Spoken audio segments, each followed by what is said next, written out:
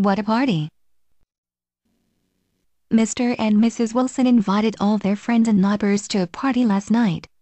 They stayed home all day yesterday and prepared for the party.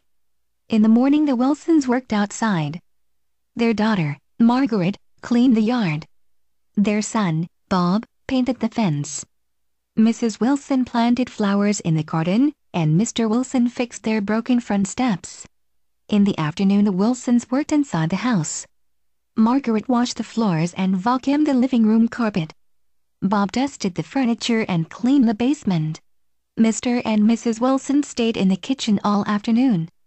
He cooked spaghetti for dinner, and she baked apple pies for dessert. The Wilson finished all their work at 6 o'clock. Their house looked beautiful inside and out. The Wilsons' guests arrived at about 7:30. After they arrived, they all sat in the living room. They ate cheese and crackers, drank lemonade, and talked.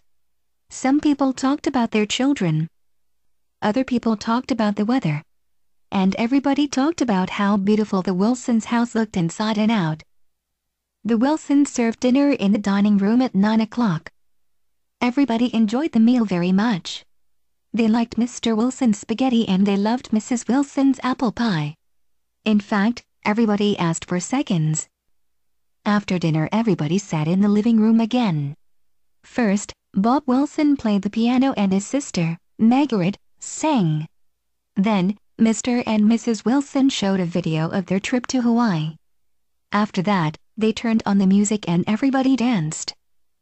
As you can see, the Wilsons' guests enjoyed the party very much. In fact, nobody wanted to go home.